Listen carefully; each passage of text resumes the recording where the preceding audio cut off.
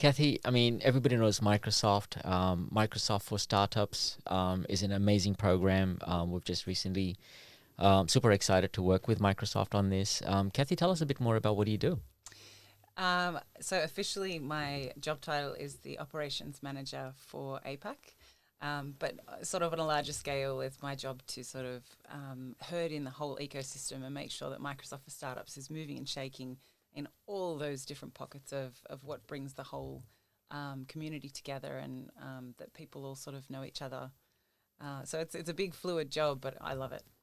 So, Cathy, one of the things that you're telling me more about, how did you get into the startups, and what do you think about startups? And you're so much fun working with, and just a different person. And I think you're the startup person, right? And so, from that perspective, tell us, how did you get into the startup world in the first place?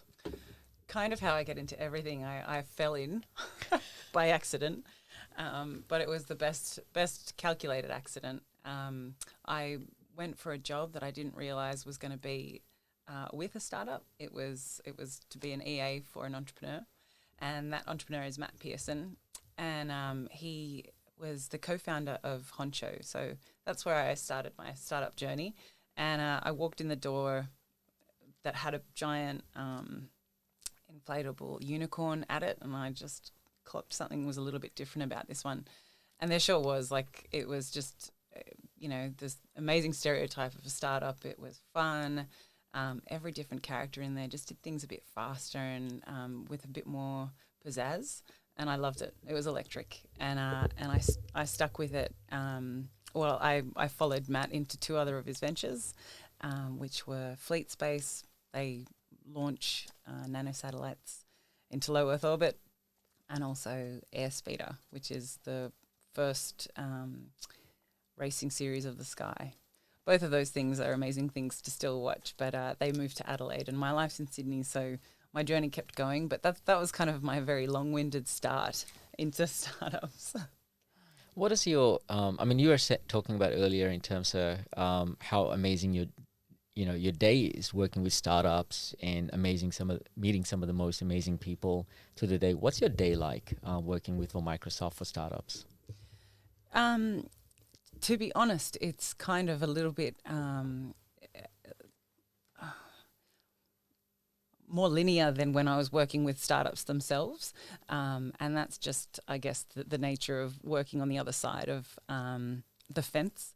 But I do understand how the other side, the startups themselves are operating. And I think that that's a big bridge to facilitate the crossing of. And my day is, look, it's different every day, but there's a different plight with every startup. So everybody sort of needs, whether it's an introduction or if they need to navigate the inroads into the Microsoft giant organization and find where it is that they need to go, or sort of whittle down the question that they need to ask.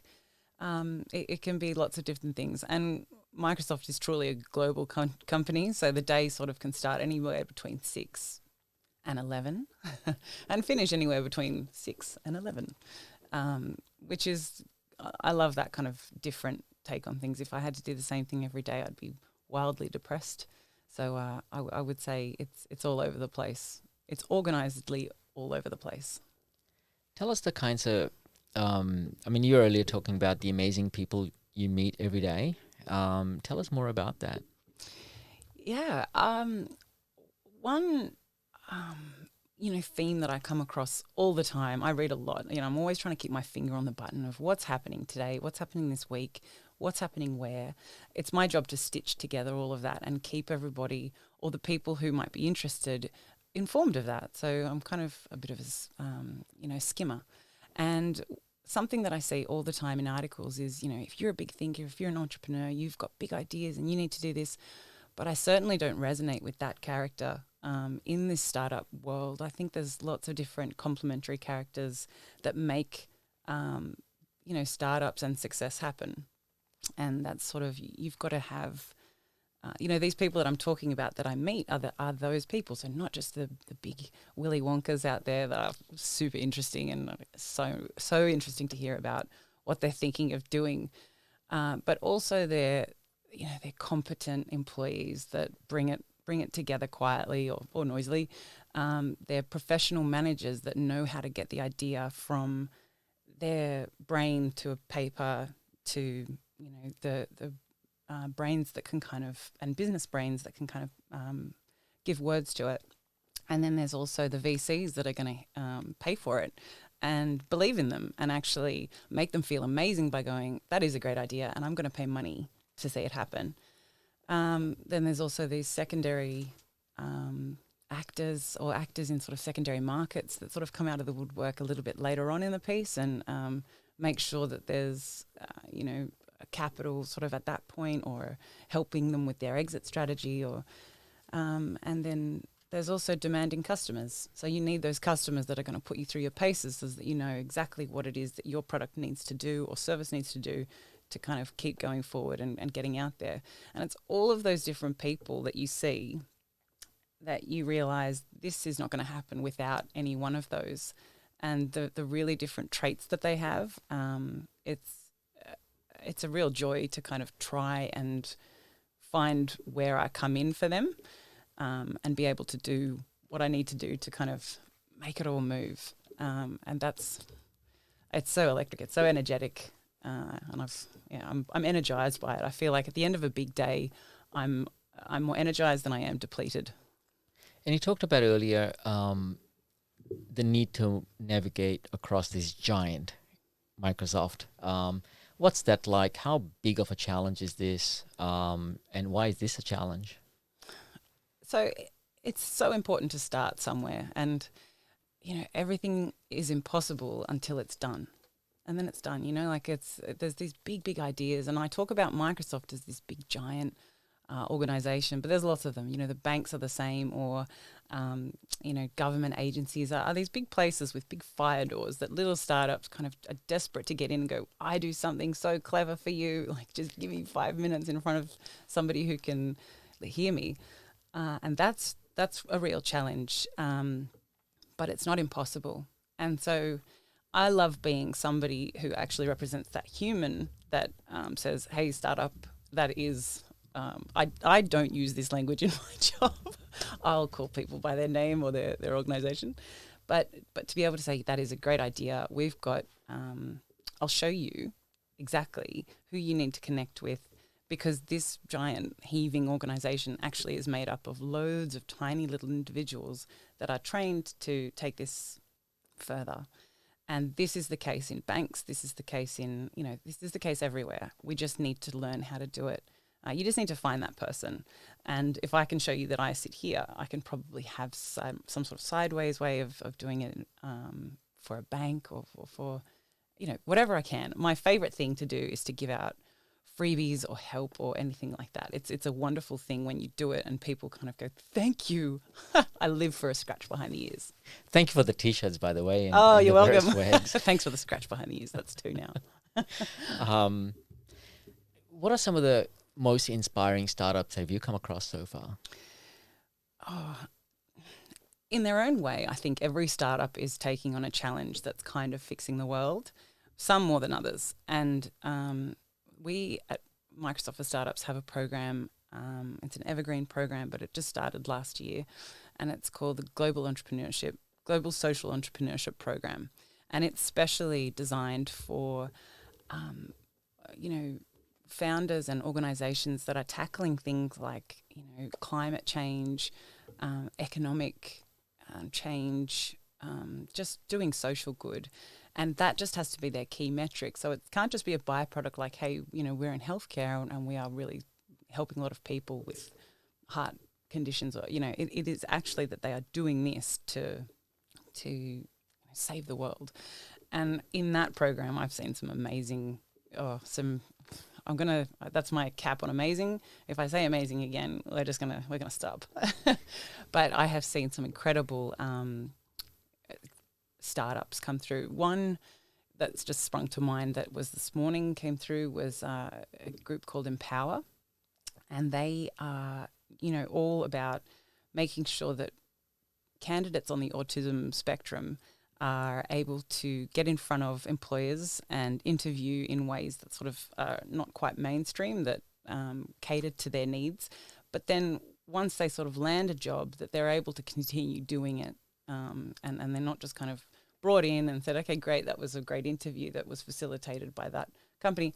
They also get all of the tools that they need to then go on and do the job. And what it's opened up is, hundreds of different positions for, people that are arguably brilliant at certain jobs, but just find that first in impossible. So somebody's tackled that, figured it out, rolled it out, and is doing it. And the change for not just one person, but hundreds of people and their families and their circles is amazing. And that's just one. This is a global program, and there's probably, I don't want to say numbers, but there's probably upwards of 300 of those kinds of startups in our fold now. And that's just a percentage of those kinds of startups that there are in the world.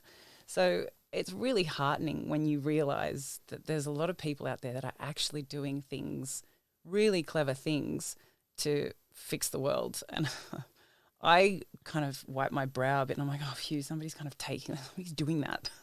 Because like I said, I'm not the ideas person, but I'm definitely somebody that wants to push these people forward, lift them up and say, what do you need? So one of the questions that comes up a lot from us and to us as well is, how does Australia fare with the rest of the world? You probably talk to your colleagues around the world, and you mentioned it is a global program. How do we fare as Australia? We have an amazing, we have a brilliant ecosystem here. We have a really solid place for, it's easy to get started as a startup here. And it's easy to dream big. It's a great country for opportunity. Very cliche, but sometimes you just can't dress that up or down anymore. It's there for the taking. And our startups, the caliber of our startups are right up there with the US, with Europe. It's interesting to see the sort of different cultural differences in the startups that will, be more predominant in different countries. For example, Israel has so many startups because at the end, there's military, you have to do military service at the end of your schooling, and people have kind of had enough of being told what to do. So the amount of startups that come out of there where people are like, I'm not going to work for anybody else. I've got these amazing ideas myself. And so there's often people will ask the question, like, why are you doing a job? Like, why didn't you start your own thing? Whereas it would be very different in, say, the UK, where startups or people building their own businesses are just not as prominent. It's just a cultural shift. It's changing, but early on, the UK, it just wasn't as free thinking for people to start their own. But Australian startups themselves, I'm never surprised when I hear the statistics of how far up the chain we are, that Sydney is an amazing place to start your journey, and the tech, the skill and the talent here is, I would say, is the best. That's a little bit, it's not even biased. It's probably all I know, to be honest, but it certainly isn't something that I've ever thought about lamenting not doing this in another country where they've got more on us, or it's better. And anything that we don't do as well as somewhere else, we're aware of and we're trying to catch it up. There's a big bent on it. I think Mike Cannon-Brooks has done amazing things for, I've said amazing loads, let's just scratch that rule because I don't think I'm going to be able to apply it. He's kind of a really good poster boy for me. I'm sure there's lots out there, but he was someone who really put Australia forward and said, like, hey, this is an amazing place to headquarter. I'm going to put stumps down here and I'm going to go elsewhere, but Australia has got it going on. I belong here, and I think he's since moved. But I belong here, and this is where I might need to bring people in, but that's what the world is going to do. People are going to move around, but this is a fantastic place to establish a big tech company. As a US based headquartered company, obviously there are some amazing startups in the US, and US probably gets a fair share, or at least that's the perception out there, of air cover. There's a lot of and you have proximity issues with headquarters, etc. How does Australia, or how does your team and the narrative of Australian startups fare relative to the global noise, if you will? Very well. So the US kind of has a lot of, the VCs in the US are hard to compare with. So people go there because once you're in that market, you can tap into a lot more money and capital. But there's no point in that unless you've got a really amazing solution first. So, in terms of location and what we're able to do here, the time that we're in means that nothing's really too far away at all. And the last year has shown us that people are able to do things in really extenuating circumstances and still do them to the capacity that they maybe would have without any hindrances. We certainly saw people slowing down, but there was a lot of pivots. People who did one thing at the start of the year and now are doing something totally different. And they've had to shake up their whole team. They've had to skill up in a different language, coding language, some of them. And I think by virtue of the fact that everybody was away from everybody else geographically or just physically, meant that there was it kind of closed that gap a little bit. But in saying that, we see a huge demand for people who want to know how they get into the US market or the Chinese market, because those are two big, huge powerhouses that people want to know how they get in there. And we can help because we have an enormous customer base that would be able to sort of find inroads there. But I think otherwise, I don't think that answered your question, but it answered another one. Yeah, I guess sitting in Australia and you think, oh my God, I probably have to move to the US at some point. And this is a standard playbook with a lot of Australian startups, thinking, well, Sydney's great, as you said. It's a great place to incubate, or it's a great place to innovate. It's a great place to live. But there comes a point in time where a lot of startups go, well, at some point in time, if I want to get real attention, I got to get to the US. Or if I partner with whoever, VC or, with tech partners, etc., am I going to get the right attention locally? I don't mean locally, but relative to the global headquarters. You're working for Microsoft. How does your colleagues, your peers, think about Australia and think about Australian startups? And does Australia get enough voice in Microsoft? Well, this is why we have our team here in Australia and all around the world, because, because the view stays here. We don't kind of tell our customers or our startups, we're going to take you to the dream, which is get you to the US. That's not at all at the end of the pipe. We focus on what's here in Australia or what's around them to plug into, and there is heaps. So depending on what sort of a startup you are, I guess Adelaide is becoming a massive space hub, and there's a lot. Our banks are really opening their doors to startup solutions, and facilitating those kinds of local introductions is something that we can do, and also government. The CSIRO are also brilliant at fostering startup solutions and sort of saying, okay, well, look, this is what it is right now. What does Australia need, or what do our neighbours need, and what can we do here now to make this where you stay? If it gets larger, if it needs to go further afield, then it can, and we can hand off to our different kinds of teams. But our team are poised to kind of help where we already are. Like it's about here and now, and what are you going to do today? What do you want to stay doing? Because it's actually not something I hear a whole lot of. Is I just want to get to the US. I just want to get to the US. It's a bonus when people kind of that sort of tickles on the radar. It's like, say, there's interest from there. That's great, and we can help. But front and center is what we can do in this region. And there's a lot. So we work a lot with Singapore, actually. We have really close ties with partners in Singapore.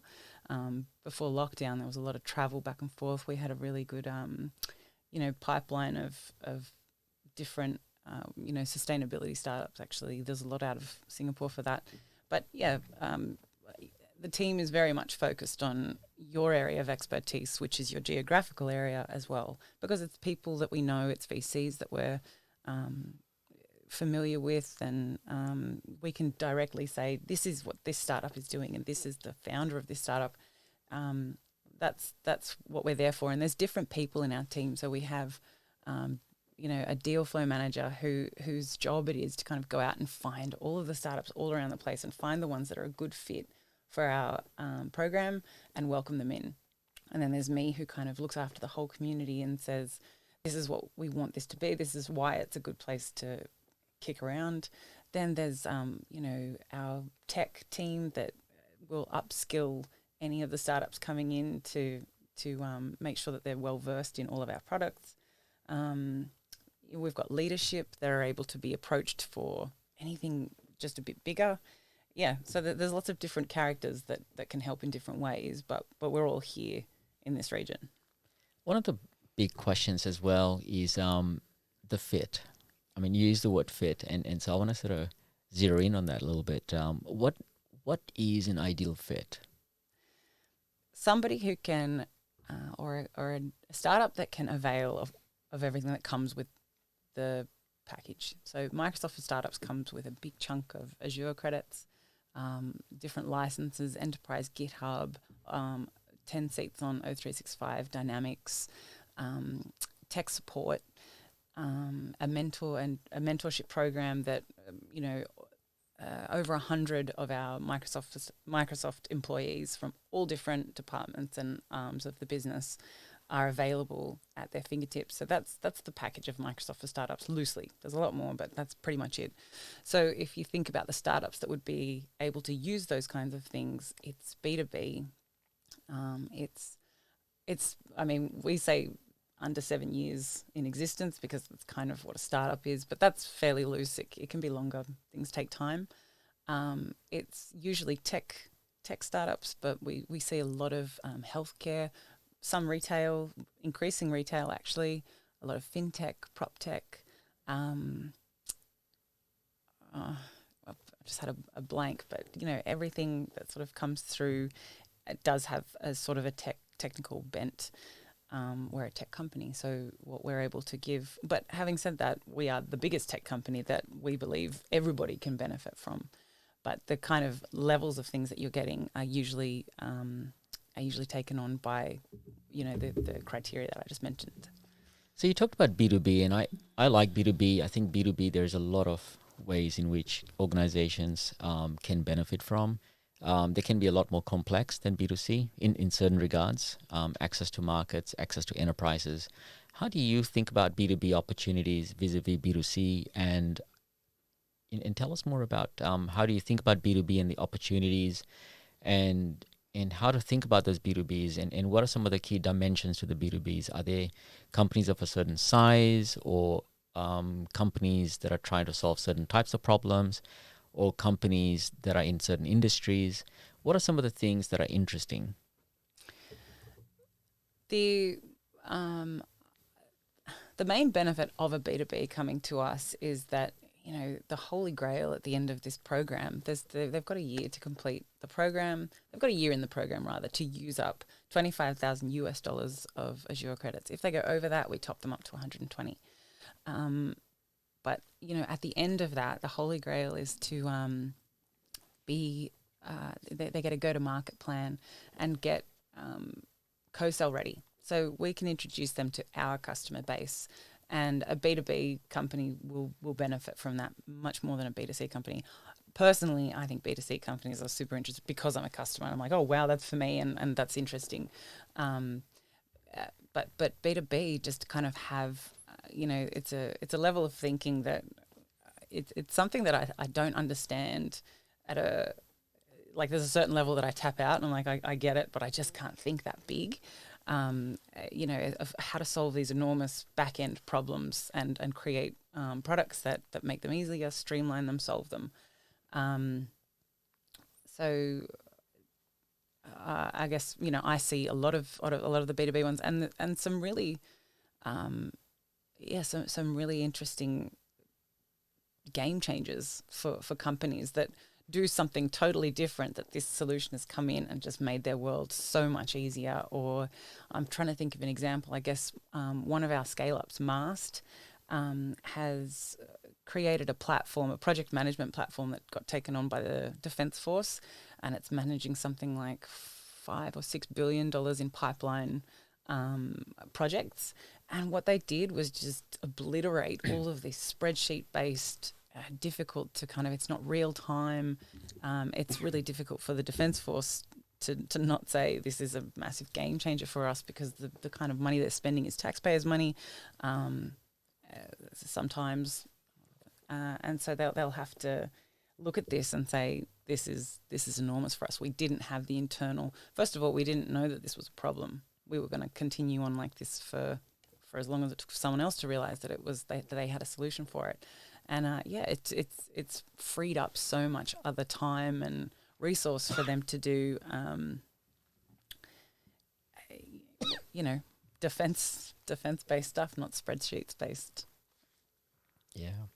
In terms of other industries, and given that your exposure is across, the board to many different industries in Australia and across many different startups that come and approach you guys, what are you seeing is what's hot in the market right now?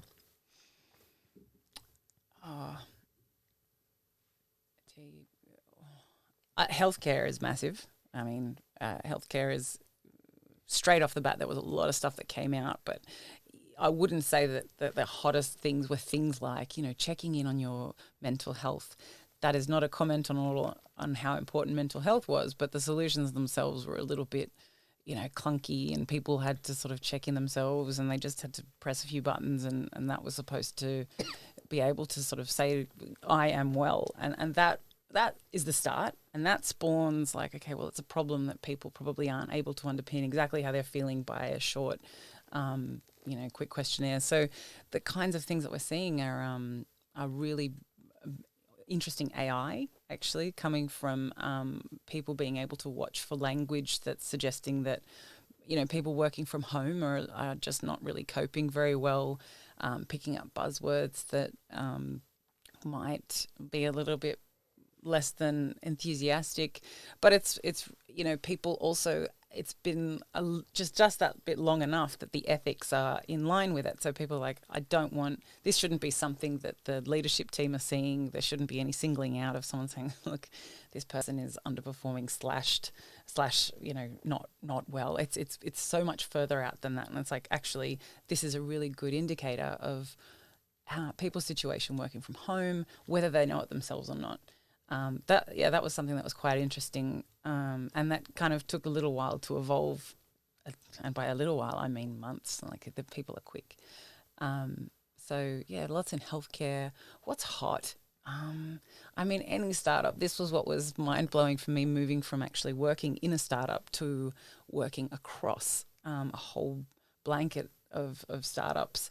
Is that everybody's startup is the hottest. And when I was working one, I just figured that everybody knew who we were, and a lot of people did. But this is the case for every startup. So I'm not going to single anyone out. Everyone is red hot, and it just depends on how far you get by luck or by picking the right thing, or But I guess if I had to say what's trending, certainly I'd say healthcare is up there.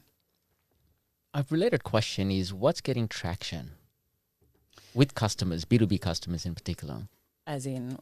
What are the, so on one hand, Microsoft has amazing access to B2B customers, and then you have, on the other hand, amazing startups. And what are the B2B customers demanding, and when you have startups, what are the areas within the B2B space are you seeing massive traction? Now, obviously, startups can produce fantastic platforms and technologies, capabilities for the B2B customers, but B2B sometimes can be slow.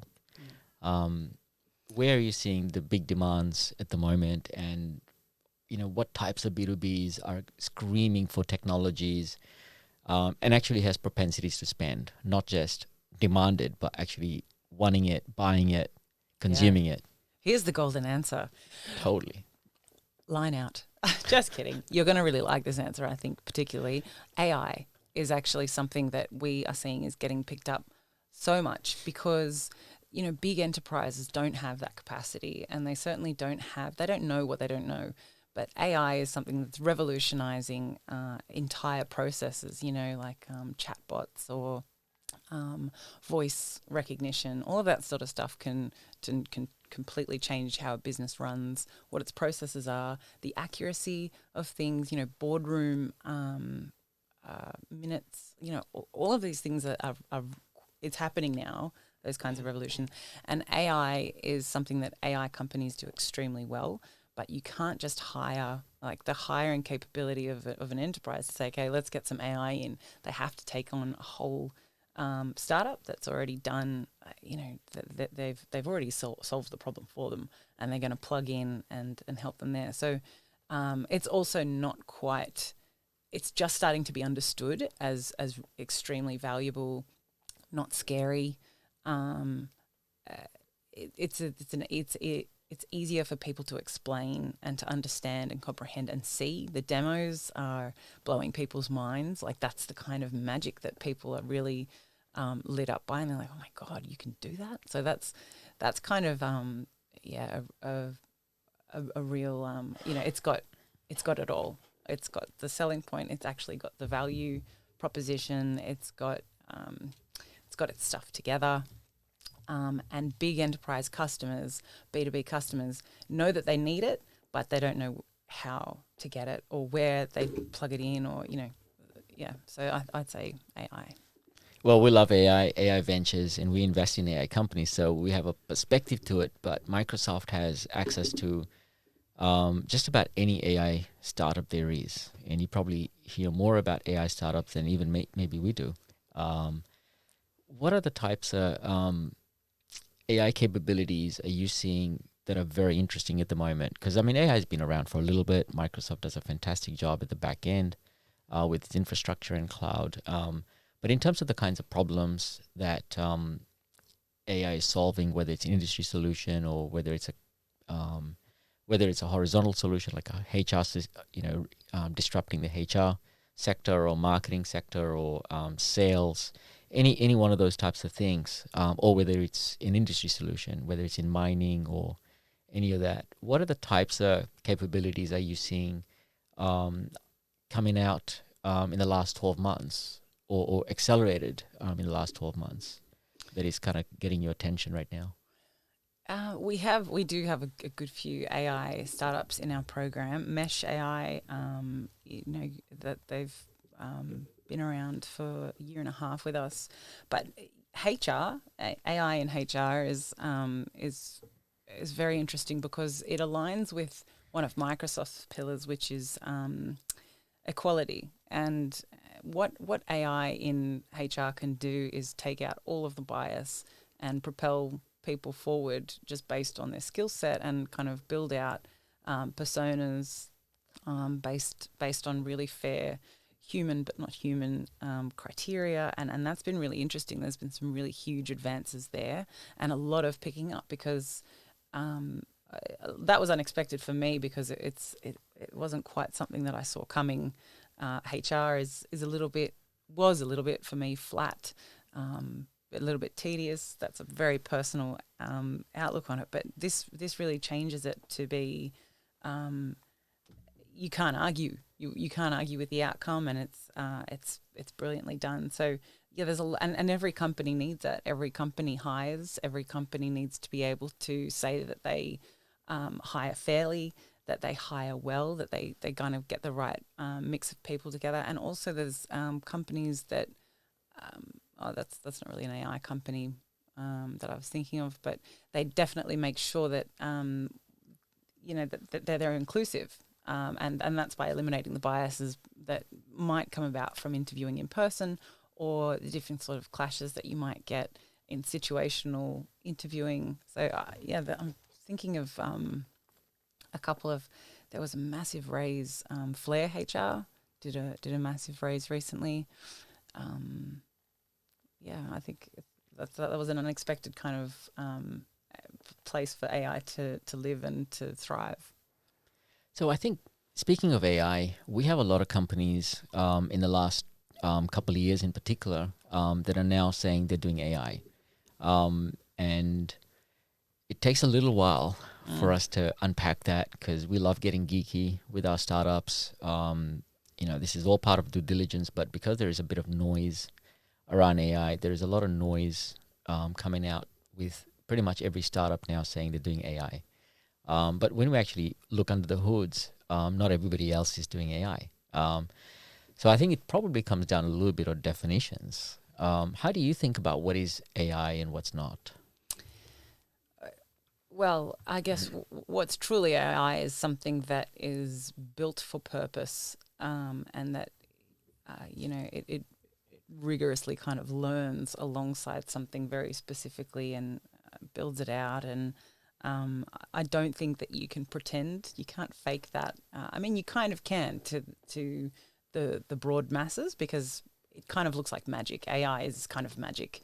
I can't believe that it got there first, or it knows what I'm going to do, or algorithms and stuff will kind of blow people's mind when they get them right. But I feel like AI has still got a lot of human input into it, and it needs a lot of tweaking and adjustment, but deep tech understanding. It's kind of like the quantum physics of tech. You've got to understand something at a level that is just a little bit more beyond what tech is. And I think possibly the startups that are calling themselves AI that aren't AI might not know that they're not quite on the mark, but the ones that are really kind of just doing the sort of larger, really groundbreaking, different things. Do you have any sense of how many companies approach a Microsoft, and at what point, is it majority that gets rejected, if you will, that says, you guys are not quite there yet, on any of those fit level conversations? What is that conversation like? Do you see a lot of startups approaching you guys and you have to kind of go, I wish I could deal with all of them, but maybe not? What percentages do you tend to work with vis-a-vis the ones you don't? So that's a really good question, and one that I would say has a lot of thought has gone into it over time. And we used to have a program called BizSpark, which is now called Microsoft for Startups, and you iron out those kinds of kinks, like influxes of thousands of applications that you have to then reject and say, sorry, you're not a good fit, and that's just not a good experience. So what we now do with Microsoft for Startups is, I mentioned those criteria before. They're kind of out there for people to see. But additionally, all of our applications come via our partners, and our partners are everywhere. They are dotted everywhere, and they're in VCs, accelerators, incubators, co-working spaces. The Sydney Startup Hub. We're in all of the countries around the region. That we have partners, and that's not to say that we have sway, but we definitely have presence. And the reason is that people can get in touch directly, and it means that you're not just kind of throwing mud at a wall and hoping that somebody in Microsoft would see it, because there's just simply that sort of sheer volume takes up time that doesn't go anywhere. So instead, people that come through a partner are already kind of in the right place. They're already doing something that means that they're probably aligned with what we're able to help with. So they'll come through and they'll be sort of guided the whole way, from door to door, and then we take them on. So there's not an enormous volume, and I would say that at the moment we have 4,000 startups in our program globally. And so it's an evergreen program. All of those startups will be then sort of churned out over the course of their own year, and we get probably around 5 or 6,000 applications. So 2,000 of those, I guess, would be knocked back for reasons like they might approach when they are quite early stage and really excited and saying, I definitely want to take everything that I can that's on the table for free. But given that they've got 25,000 US dollars or even 120 to get through in a year or 2 years, it might not be worth their while to start until they're really hitting that and they're going to actually use up 25 grand and not use up $1,000 in a year and not be able to come back into the program when they would really get the full benefit. So we don't tend to be rejecting out of, sorry, it's a no. It's more out of, maybe not right now, or, what else might we be able to do for startups? But certainly it's not an overwhelming amount of applications of just pages and pages of, people being knocked back. What would be some of the advices that you might have for startup founders? Because, you work with amazing startups, and the ones that come through your program are well curated to a certain degree, and you probably see lots of good ones. Yeah. What are some of the common pitfalls that many founders make, and the ones that have made it through your program have obviously done a better job than perhaps somebody who may not have gone through or have yet to uncover? What would be some of the key advices that you can think of? Look, far be it for me to tell someone how to spend their time, particularly when I hear so much about, time poverty and stuff like that. But, the real differences I see, or the real standouts, are founders that value their time in a really different way.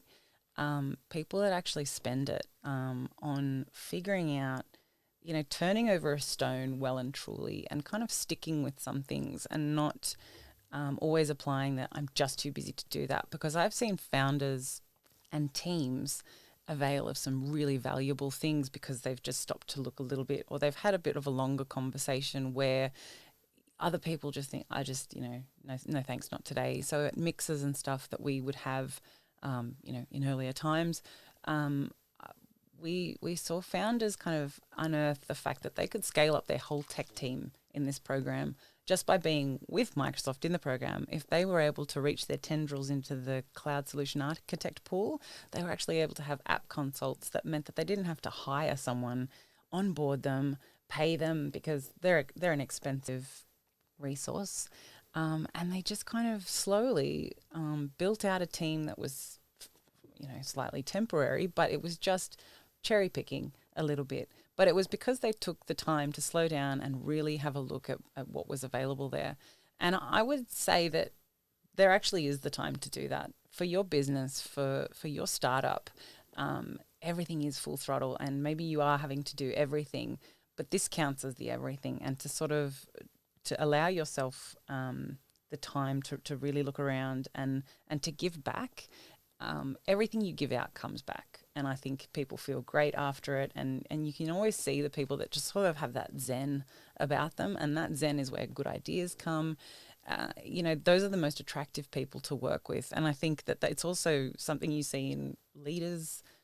Big CEOs tend to have that very relaxed pace, and it's cultivated. You have to pay attention to having it, and there are massive payoffs for doing it. So not just financially, where you might kind of just get the right person to help you build your team out within Microsoft, for example, which is what I was mentioning happened. But you also sort of attract other people that are pretty calm, very smart, and will work hard around somebody that they want to be around. Are there examples that you know of or heard of, either in your ecosystem or elsewhere, where things haven't worked out and you go, oh my God, this is not a good fit. Like, we thought it was a good fit, but oh my God, this is not a good fit. And you go, oh my God, I wish they exited.